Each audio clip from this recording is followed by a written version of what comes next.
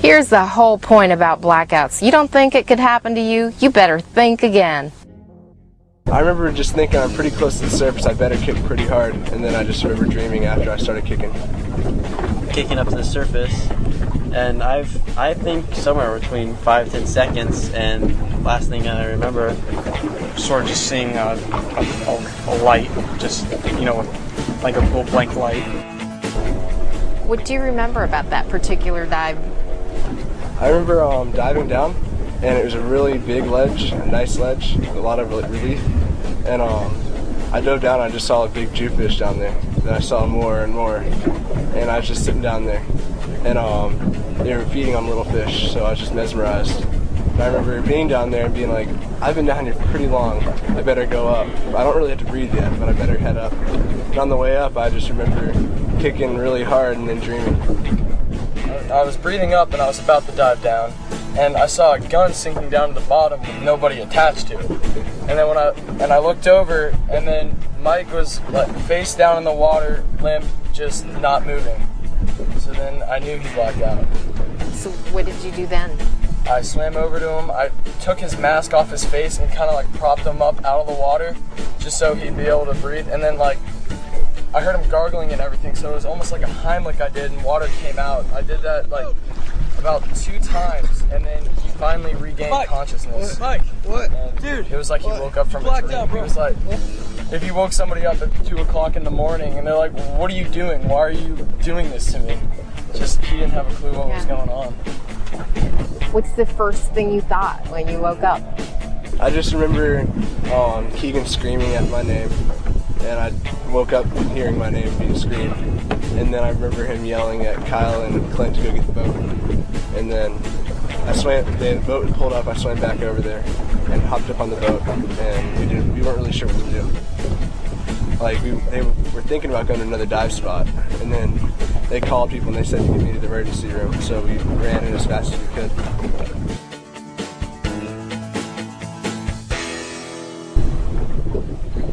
So David, what was the day like? Speared a lot of fish, and it was pretty fun too. You know, we discussed guys. We had a lot of fun, you know, talking and stuff. It was the bottom, and that was so easy. You know, it really wasn't much different than, you know, diving on a 30-foot reef. It was you know, just you swim down and you're already there, and it was just no challenge. And so I thought, you know, that we gotta try something a little bit harder than that. The anchor was probably about 80 feet, and we were 90 feet of water. So we were on the way down. I saw the anchor and I saw the bottom, and it's right there. So we gotta touch the bottom. Just might as well while we're down this deep. And I touched it, and David was right behind me, and he touched the bottom.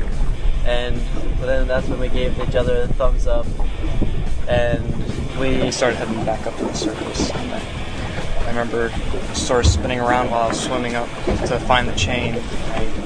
Then I started following up, and I only remember kicking for about just a few more seconds, and then that's when I remember sort of just seeing a light. And started heading on up, and I have a little stronger, a little faster, so I was ahead of him a little bit, and I could start seeing the color change in the water. You just know the feel for when you're getting near the surface. And I, for some reason, one last look down to see what's going on, if David's behind me, and he had stopped moving. So I had turned around and gone back down to see why he'd stopped, and he was just not responding to me. So I grabbed him around the waist and started kicking up to the surface. And I think somewhere between 5-10 seconds, and last thing I remember, next thing I know, I'm in the back of the boat.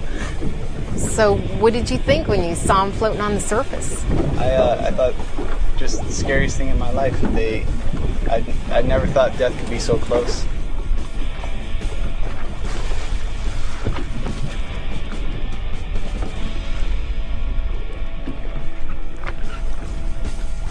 Robert!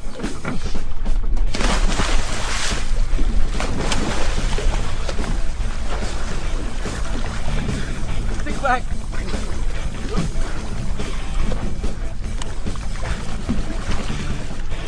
Ricky and Carson drag Robert over the back of the boat, and then Carson got on the boat to help me bring David on along the side of the boat because there was no space on the back, so we just had to pull him straight off of the side, just like dead weight over the side of the boat.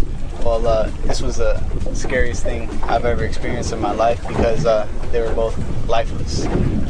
No talking, just about two guys in your arms, dead, not breathing, their face purple, lips purple, eyes wide open. Easy, man. Come on, Robert. Come on, Robert. Come on, Robert. Where's my freaking fin? Here's the whole point about blackouts. You don't think it could happen to you? You better think again. So what can we do? Take a professional freedive class and be trained in CPR. Watch over each other and remember that a pool can be a very dangerous place too. Adjust your weights so you float up from 30 feet and don't hesitate to drop them if you get in trouble. Don't hyperventilate to excess. Avoid strenuous activity underwater and come up early if you exerted. Get plenty of rest between dives. Most important, dive with a buddy. Keep an eye on each other, one up, one down. After all, this is supposed to be fun.